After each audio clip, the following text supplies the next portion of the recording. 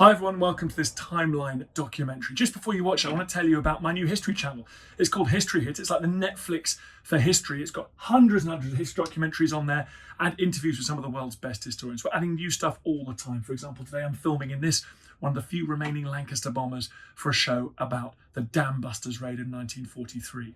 If you want to know more about History Hit, follow the information just below this video, or search online for History Hit, and make sure you use the code TIMELINE to get a special introductory offer. Now enjoy this show.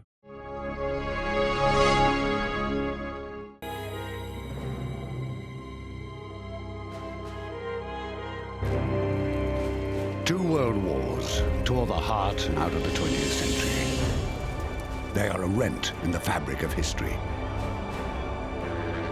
One world before, another after. Between these two tragedies, a mere 20 years. 20 years of peace that produced war. Peace that failed. Impossible peace.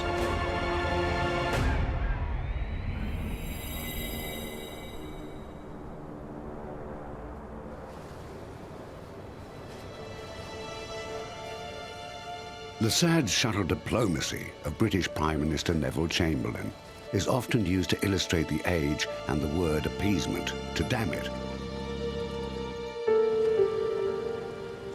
When he arrives in Germany, when he arrives in Munich, on the third visit, again, lines and lines of crowds are there to meet him.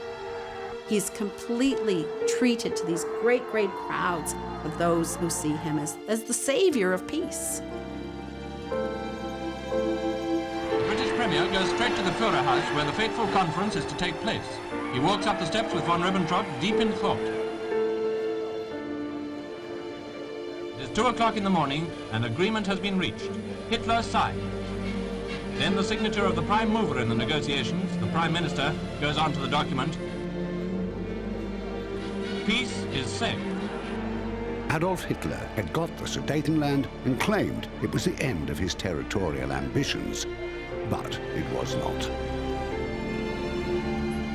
The Anschluss exposed Czechoslovakia. The occupation of Czechoslovakia would outflank Poland. This was a plan, not a random series of grand larcenies. And if it was a plan, what must follow was blindingly obvious. Except to the blind.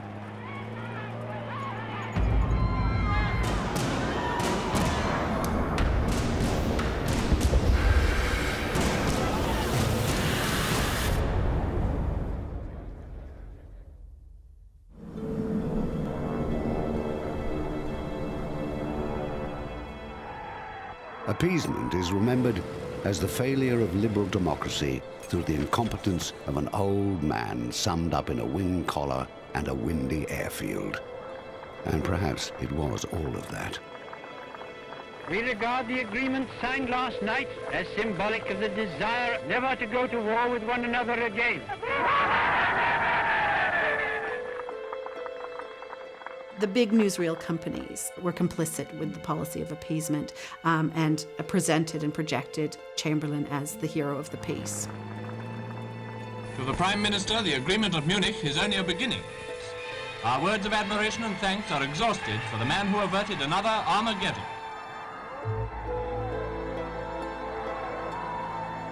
Three weeks prior to traveling to Munich to meet the Führer, Neville Chamberlain had written that he thought Hitler was half mad.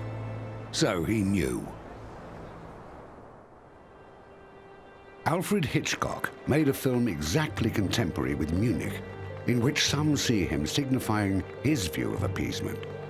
The moment in The Lady Vanishes where Cecil Parker comes out of the carriage waving his white handkerchief and then being shot by the police, which was a film released bang on the time of the Munich crisis, and which became a moment which came to be read as a kind of allegory of appeasement.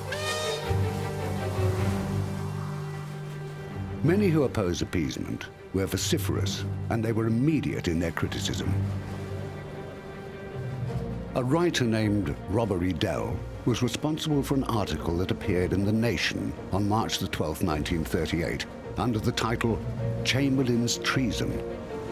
In it, Dell excoriated the successful bluff and blackmail of the fascist powers on the one hand, and the incapacity and poltroonery of the Western democratic powers on the other.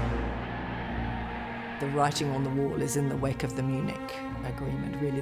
That's the point when Hitler doesn't just take a territory that was taken from Germany at the Paris Peace Conference, but in fact starts to annex things that are beyond what was agreed at the Paris Peace Conference. That's where you know that this man's shopping list just continues and you're on it. The argument that Chamberlain bought time is not supported by the facts. Britain grew stronger. Germany grew stronger still.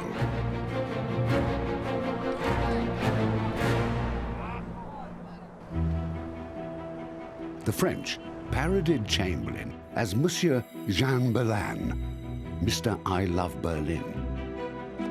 But we should remember, when Prime Minister Daladier returned from Munich expecting to be booed for the sellout, he was cheered to the rafters. There's a famous story of him expecting to be lynched because he sold out to Hitler, and instead the crowds are cheering at the airport because he's brought back peace for a few more months. He comes out and he says, "Les cons," the idiots. The reason was simple. The world breathes again, said the newspaper Parisois. We can all live.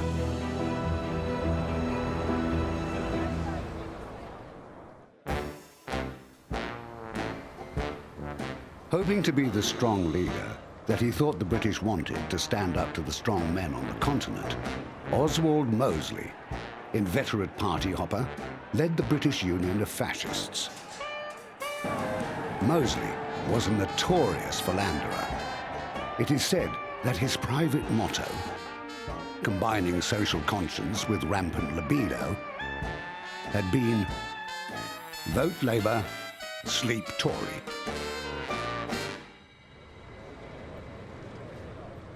The peace in Germany was shattered less than 2 months after Munich, when Hitler, disturbed perhaps by the German people's celebration of Munich as a guarantee of peace, unleashed a fearsome pogrom. November the 10th has come to be known as Kristallnacht. The violence should not have been revelatory, but it was. And some in Westminster now saw that more than a power struggle was in play. This was a moral struggle. No more Munichs for me, said Lord Halifax.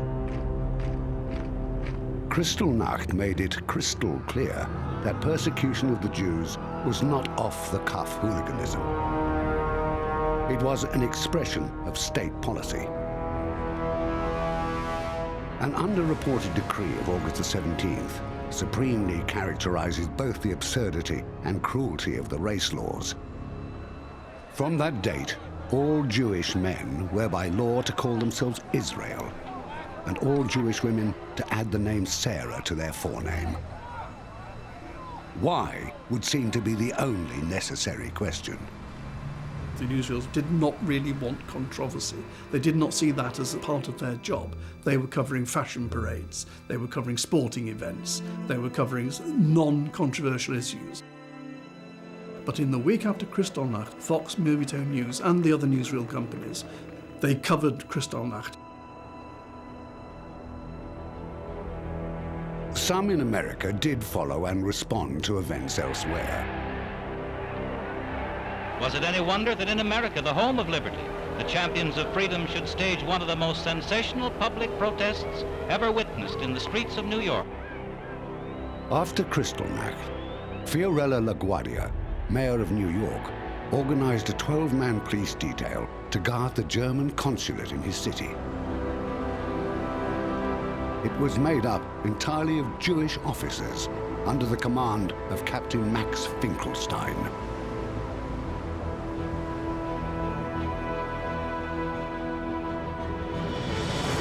In France, the election of Léon Blum's Second Popular Front produced a government that lasted only 26 days.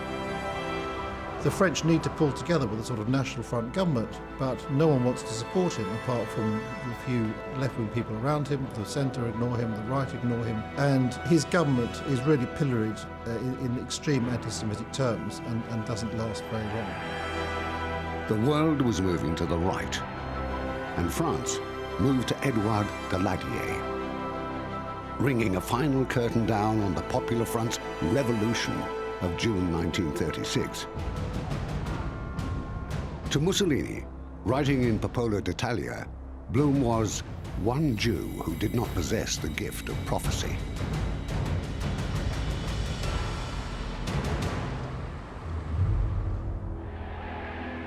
Mussolini's regime had never been better than half-hearted on the subject of race, but as it cozied up to the Reich, it became full-throated. The regime finds that Italian soldiers, Italian administrators actually rather like beautiful Ethiopian women and are perfectly capable of having relationships with them. And Mussolini reacts personally, actually, like saying, well, how do I explain this to the British? Real imperial people don't do that sort of thing. And so Italy starts bringing in tougher and tougher legislation.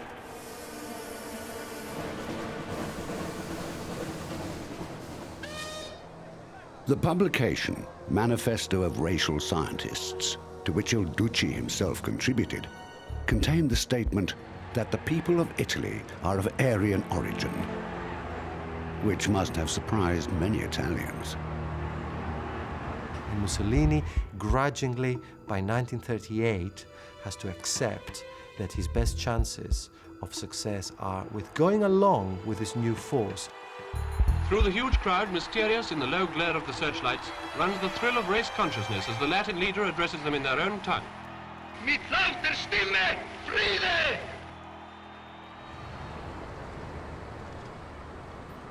By the time he received the news of Kristallnacht, Mussolini had so reinvented his racial policy that he could tell Ciano he unconditionally approved of Germany's policy towards the Jews. Legislation was passed mimicking the Nuremberg laws. The first clause prohibited the marriage of an Italian citizen of Aryan race to a person belonging to another race. Rome is having quite a glut of weddings. The latest is that of the Duce's eldest son, Vittorio, Air Force hero of the Abyssinian War.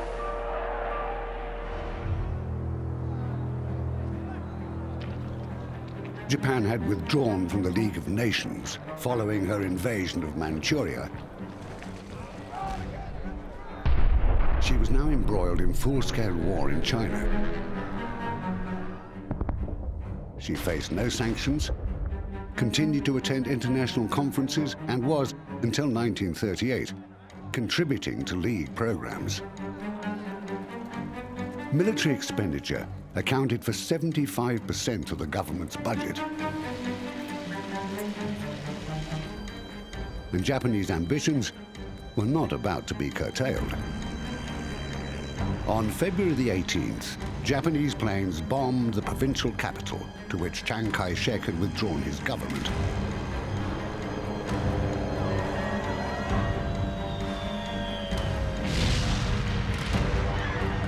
As well as explosives, the aircraft dropped propaganda leaflets, including the anti-war, or perhaps more accurately, pro-fascist speeches of Charles Lindbergh, thoughtfully translated into Chinese.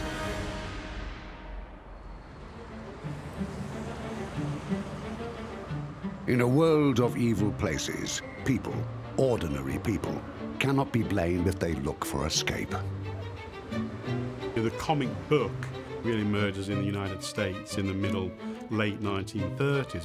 But we see a transformation in the content from this sort of funny humour strips to the emergence of adventure stories, and particularly the superhero.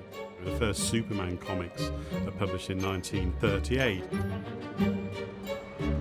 By 1938, 70% of the world's screen time was taken up with American movies.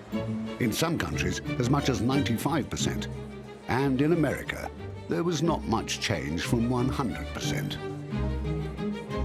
Movies were made in Hollywood, automobiles were made in Detroit, and that was the natural order of things. The journey of jazz, from fringe to center, perhaps climaxed in January 1938, when Benny Goodman played a concert at Carnegie Hall. Trumpeter Harry James said he felt like a whore in church.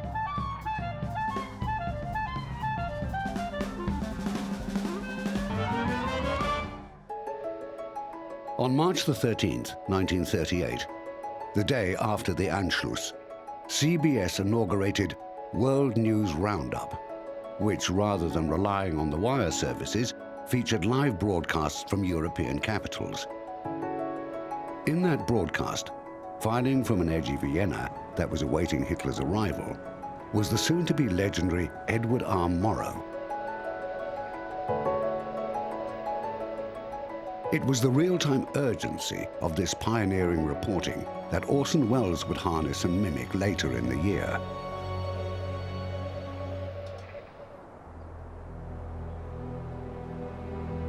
In 1938, Southern senators filibustered for 6 weeks, until on February the 21st, the bill to which they objected was withdrawn. It was an anti-lynching bill. "I believe in white supremacy," declared Louisiana Senator Alan J. Ellender. "And as long as I am in the Senate, I expect to fight for white supremacy." The prospect of large numbers of Jewish refugees prompted President Roosevelt to call an international conference. The plight of Jewish children driven from Germany has stirred the sympathy and conscience of the rest of the world. For many of these innocents don't even know the whereabouts of their parents, let alone their fate. The Evian Conference brought 32 nations to Evian-les-Bains to discuss the problem of what it called involuntary immigration. Basically, the Jewish question. Hitler hoped that they would be generous enough to convert this sympathy into practical aid. "We, on our part," he said, "are ready to put all these criminals at the disposal of these countries." After a week of conversation, the delegates recommended that there should meet at London an intergovernmental committee. They formed a committee, and that is all they did. The great benefit of Evian was it allowed more than 30 nations to unite in doing nothing, which was so much less embarrassing than doing nothing on your own. And only a few months of peace remained.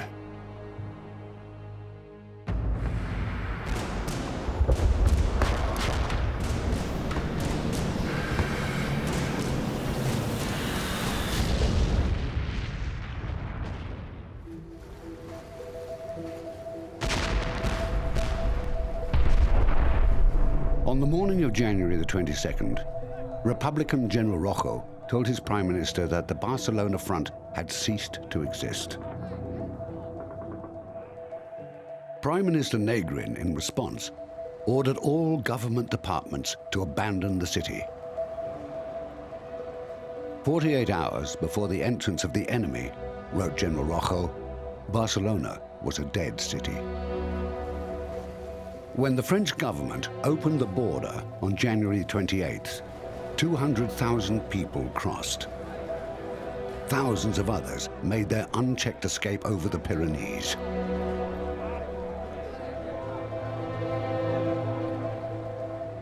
On January the 31st, President Roosevelt spoke to senators who were about to vote on a bill that would authorize the purchase of thousands of aircraft for the Army Air Corps. His topic was how to deal with Hitler, and he said, "There isn't any use calling him a nut because he is a power, and we have to recognize that." On February the 27th, the British and French governments formally recognized the nationalist government in Burgos. On March the 6th, what had been the government left Spain aboard 3 Douglas aircraft. On the 26th, the final nationalist advance began.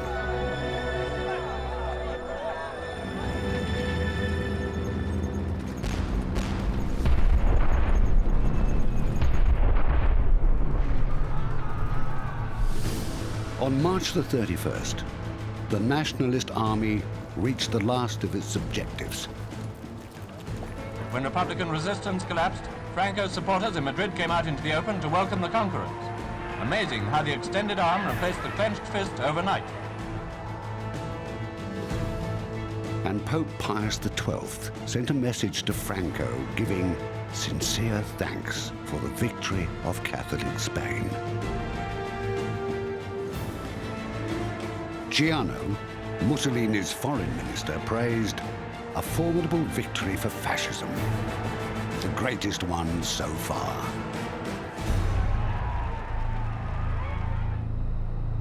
Some 10,000 people were killed, executed, murdered in the first 5 days following the nationalists' entry into the capital.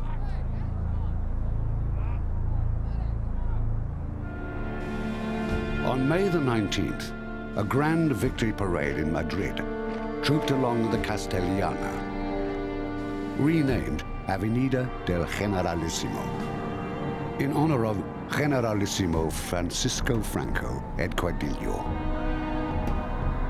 the man H.G. Wells called a murderous little Christian gentleman. The biggest impact for Britain was that Hitler and Mussolini's attempt to expose the limits of appeasement effectively had been successful. The balance of power in Europe had actually shifted against Britain and France. Following Franco's victory in the Spanish Civil War, President Roosevelt admitted to his cabinet that his Spanish policy had been a mistake and arms should have been supplied to the Republican government to allow Spain to fight for her life and, he added prophetically, for the lives of some of the rest of us as well, as events will like prove. They did. Defeat, not victory, was shaping Japanese policy.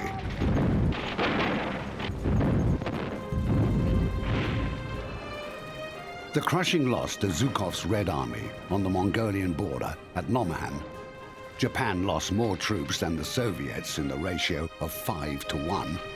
And the Soviet-German Non-Aggression Pact, signed on August 23rd, hugely strengthened the hand of the Strike South faction. Those in the military who believed that Japan's territorial expansion should be south into Asia-Pacific rather than north through China.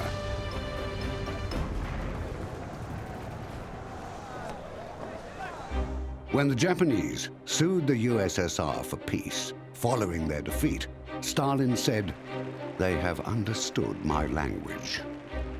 If you look at what Japanese contemporaries were really saying and writing through much of the 30s, what really comes out is this sense of vulnerability. Now, we can say that it's an imagined vulnerability, it's not necessarily real vulnerability, but to them it is very real. In February 1939, a new commercial treaty bound Germany and Italy together. Among its provisions was the transfer of 500,000 Italian guest workers to the Reich. And on May the 22nd, Germany and Italy signed the Pact of Steel. The Italians signed on the strength of a promise by Ribbentrop that the Führer wanted peace for 5 years. But all of Ribbentrop's promises were written on water. To bolster sliding self-esteem, Italy performed the bully's trick of picking on the feeblest fellow in the room. In this case, Albania. Italy always invades Albania on a religious day. They'd invaded it on Christmas Day, 1914. Under the Liberals, they come back in on Good Friday, 1939, and again establish a curious regime, it always seems to me, because they don't want to have a final solution to the Albanian problem or something or other. They don't want to murder all the Albanians. They rather want to turn the Albanians into an Albanian fascist movement. An Italian destroyer arrives at Durazzo, escorting troop ships taking part in the invasion of Albania. These are the first authentic pictures of this world-shaking event. They depict the scene much as we had imagined it, columns penetrating the country from several landing points. It was cowardly, meaningless, and its clumsiness exposed Italian military might as being, in the words of Foreign Minister Ciano, a tragic bluff. Looks as if he's halted the entire column. No, it's a native giving eggs away that's causing the delay. And this is how Italy's gobbling up Albania. It was the cost of Italy's Spanish entanglement.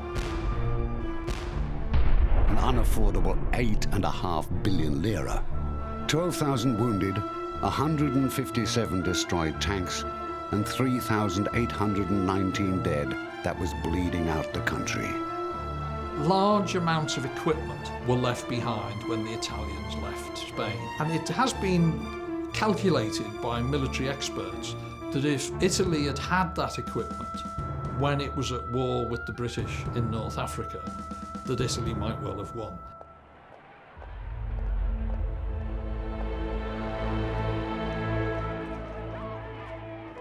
On March the 3rd, Hitler announced that German forces would move to occupy Prague and eliminate the Czech state in 5 days. When a fearfully browbeaten Czech president ordered Czech troops not to resist the German invaders, failure to do so, Goering had told him, would mean bombs falling on his historic capital. Hitler announced to his secretaries, "I will go down as the greatest German in history." The Führer shouts for joy, noted Goebbels. But Mussolini complained, "The Italians will laugh at me. Every time Hitler takes a country, he sends me a message." He found consolation with his much younger mistress, Claretta Petacci. Mussolini finds time to ring Claretta a dozen times a day. His record is something like 21. And I do wonder how many other CEOs manage lives like that. The Spanish Civil War ended in March 1939, and so did Czechoslovakia. The one with the fall of Madrid, the other with the predictable German contempt for a small piece of paper. Hardly anyone watched Hitler's entry into Prague, but thousands cheered his return to Berlin.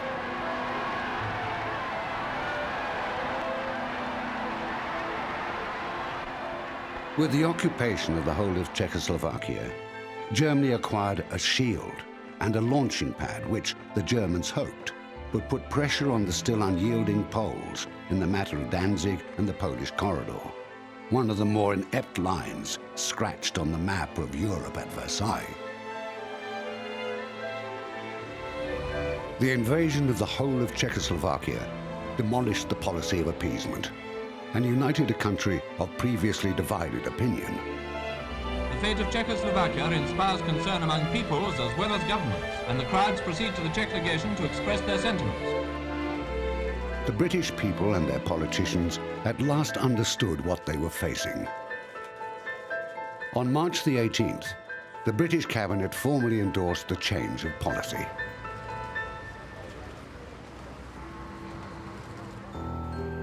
On March the 20th, according to the minutes, Neville Chamberlain told Cabinet that the government must be prepared to act not in order to save a particular victim, but to pull down the bully.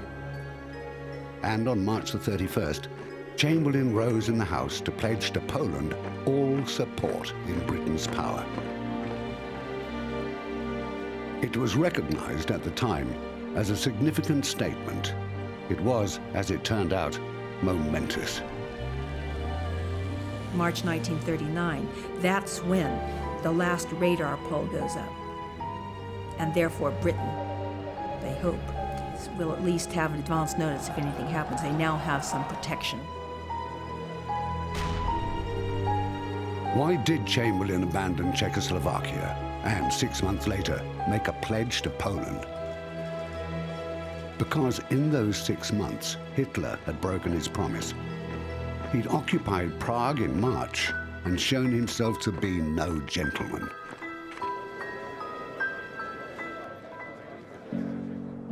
In this climate of fevered uncertainty, many nostrums were proposed. If only Hitler and Mussolini could have a good game of bowls once a week in Geneva, claimed Captain R.G. Bristow, Member of Parliament, I feel that Europe would not be as troubled as it is.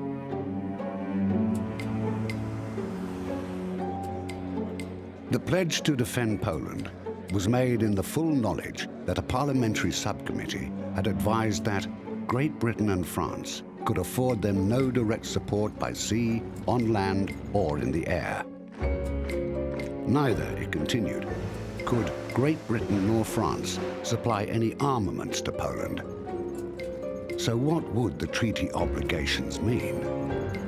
The problem was now the Soviet Union felt isolated and threatened, and Stalin started to think about the possibility that maybe the main reason behind this appeasement policy actually is to direct Hitler against the Soviet Union. For those who could read the clues, it had been predictable. But London and Paris missed the clues found in Stalin's speech to the Party Congress and the replacement in May of Maxim Litvinov as Commissioner for Foreign Affairs. Litvinov was Jewish. His successor was Vyacheslav Molotov, whose real name wasn't Molotov, which means hammer. If the Soviet Union could be brought into an agreement, something meaningful might be accomplished. But the British were wary, and before their mission, headed by the impressively named Admiral Sir Reginald Aylmer Ranfurly Plunkett Ernle Earl Drax, made any sort of progress, the rug was comprehensively pulled from under them by the Nazi-Soviet Non-Aggression Pact. The delegation seemed to the Russians to advertise the British lack of sincerity. Chamberlain and Daladier had gone to Munich, but asked Molotov, "Who do we get here?" And he answered, "Admiral Nobody." Von Ribbentrop, leaving Berlin for Moscow, ushers in a new, incomprehensible chapter in German diplomacy. What can Russia have in common with Germany to throw over the peace front, if she has?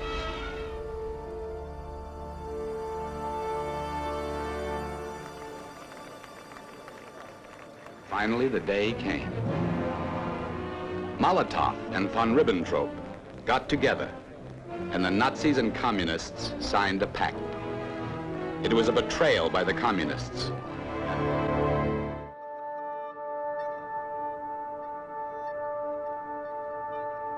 At this moment, the cost of global entanglement arising from imperial reach again distracted London.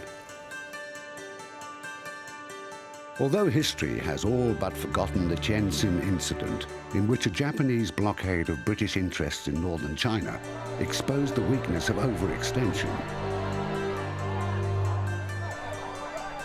Unable to force a backdown, the British negotiated compromise skewed in Japan's favor.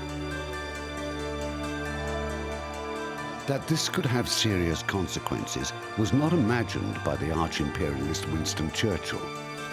It is inconceivable in our lifetime, and in that of our children, that Japan could pose a threat to the security of the British Empire in the East, he had stated in 1925. In 1939, facing Japan's possible designs on Singapore, he added, with similar reassurance, "There will be no attack in any period which our foresight can measure." Churchill's error did not arise from strategic ignorance or political naivety. It came, as did his relentless opposition to granting India dominion status, from racial prejudice.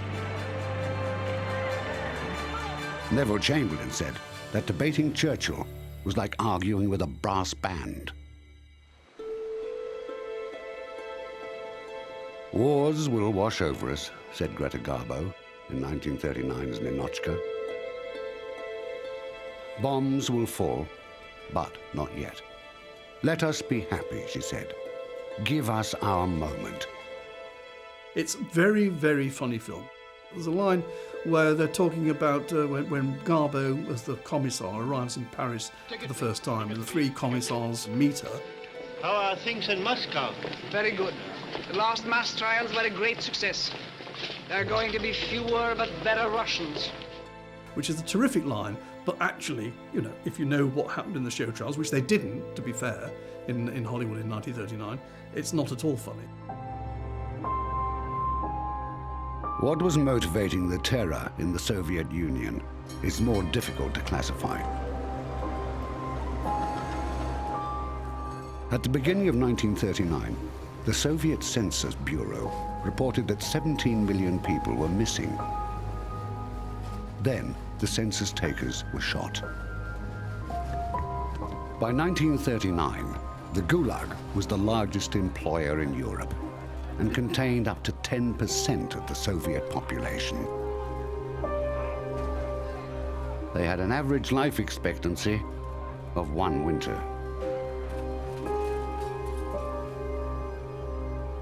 When Stalin treated with the enemy, he explained the non-aggression pact to the army in a document headed, "What has Comrade Stalin done?" The reason was illustrated by drawings of 2 triangles. In one, the bases were labeled Berlin and Moscow. In the other, Berlin and London. What Comrade Stalin's sophistry had done was elevate Moscow above the coming battle. The opportunity had existed to encircle Germany, but it had been fatally missed. On September the 7th, Stalin said he would have preferred an agreement with the so-called democratic countries. But instead, he signed the non-aggression pact with the Reich. The normally abstemious Hitler, when he received confirmation of the signing, allowed himself a glass of champagne and, "Now Europe is mine," he said. "The others can have Asia."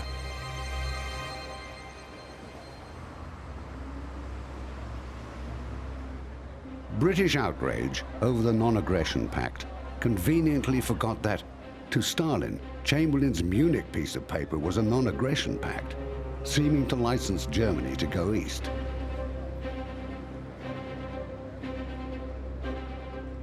Article 1 of the German-Soviet non-aggression pact reads, "Both high contracting parties obligate themselves to desist from any act of violence, any aggressive action, and any attack on each other."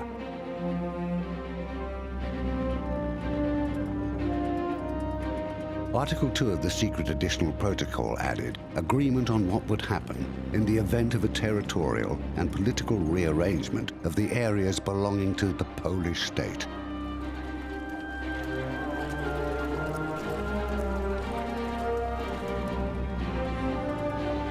And then, on September the 1st, having fabricated a farcical pretext, 1.5 million German soldiers in 67 divisions with air and naval support invaded Poland.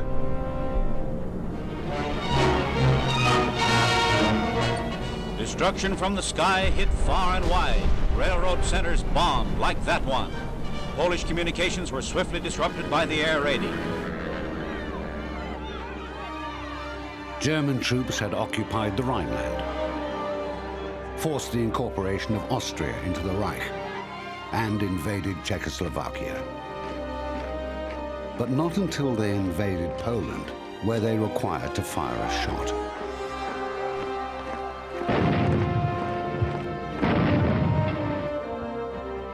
On the 17th, as foreshadowed in the secret protocols, Soviet troops invaded from the east and Poland was, in Michael Burley's phrase, crucified between two thieves. At the front, Germans and Russians meet. Poland defeated. The Soviets push in to seize a share, and there's a proclamation. The Nazi-communist arrangement of such fateful meaning, the existence of a nation signed away. And so it was that Adolf Hitler, the political genius, led his country into a war years earlier than he intended, against the vast British Empire that he had tried so hard to befriend, and in alliance with the Soviet Union, which he had for years demonized as the great threat to civilization. A flawed genius, then.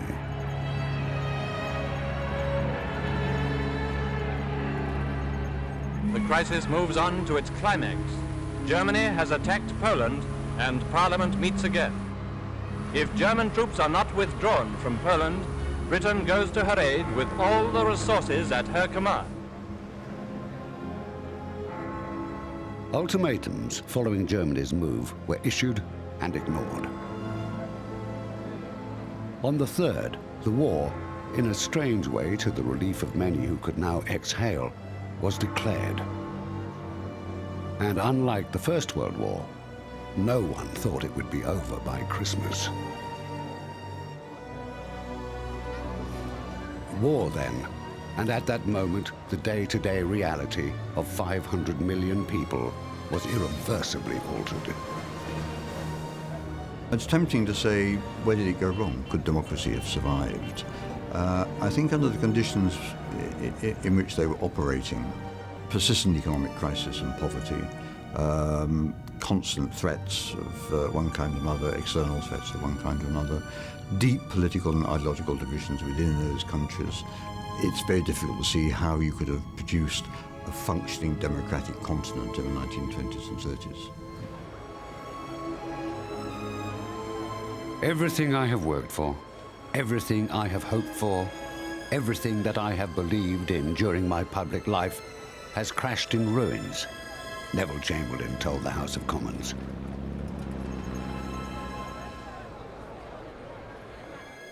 Millions of others like me, said the narrator of George Orwell's 1939 novel Coming Up for Air, have got a feeling that the world's gone wrong.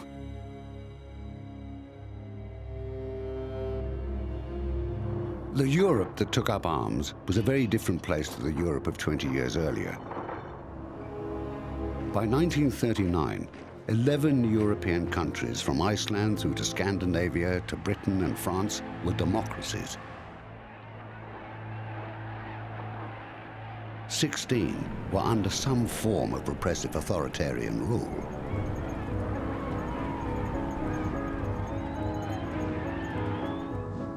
The League of Nations remained in existence throughout, but its fate in memory was sealed as the talking shop that had failed to prevent war.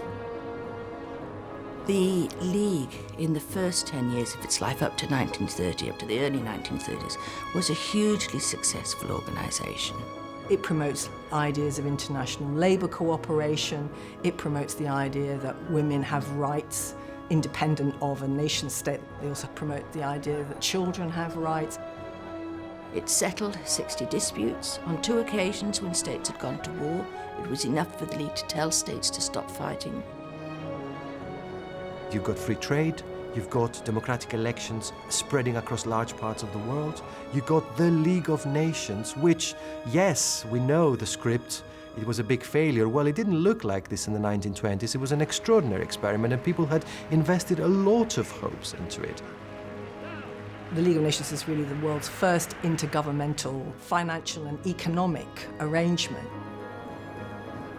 The League has been unfairly tainted because it's associated with the failure of its member states. What the League could do depended on its member states. So I think it was a very remarkable organisation, a great experiment.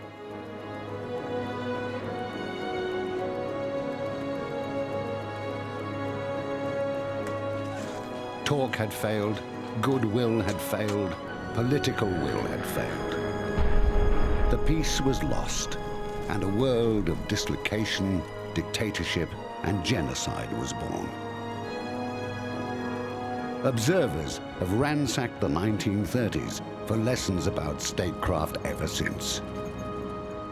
It had been, according to the surrealist poet David Gascoigne writing on New Year's Eve, 1939, a decade of free flags flagrantly torn down by order of macabre puppet orators, the blind leading the blindfolded in the devil's den. Strangely, sadly, and rather foolishly, wrote journalist Malcolm Muggeridge, the 30s drew to a close.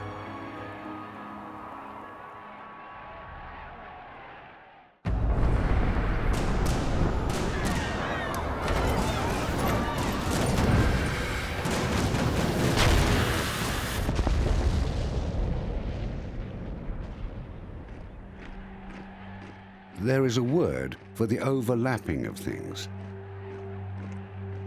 The tiles on a roof, the scales on a fish. The word is imbrication. This has been a story about imbrication. The overlapping of things political, social, economic, military, cultural, casual, serious, and profane. At the heart of the story, but not all of the story, is what the poet T.S. Eliot called the immense panorama of futility and anarchy that is contemporary history. The 20s went sour when, in a flurry, they broke every promise and smashed every dream. New promises and new dreams were supplied, but in 1939, the clever hopes expire, wrote W.H. Jordan, of a low, dishonest decade.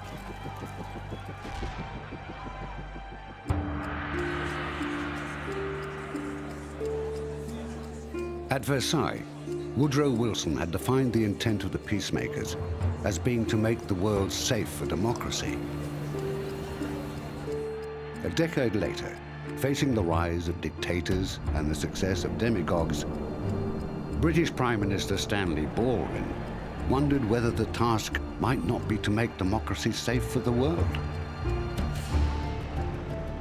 The obvious effect of propaganda and big parades prompted his fellow Tory R.A. Butler, then a junior minister, to say that good government flourishes in the dark. But those days had gone.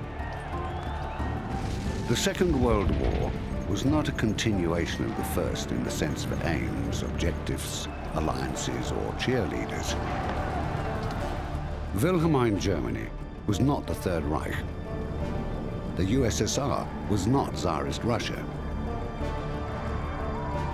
Both Italy and Japan had changed sides. Where the one sired the other was in the empty vaults of national treasuries. The prospects of peace were, throughout the 20s and 30s, persistently undercut by the cost of the Great War, by debt, deflation, and inflation that tried to pay the debt.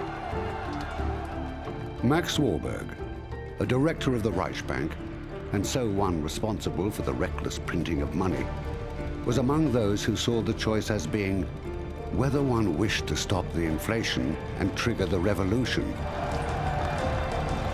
He and his colleagues decided that inflation was the lesser evil.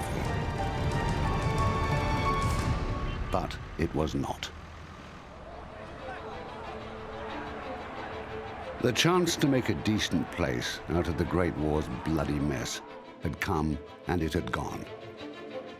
And soon the chance would come again to build up out of an even bigger mess. But that's not this story. This story, about a peace that proved impossible, began when the guns fell silent. It ends as they roar back into life. Not a happy ending.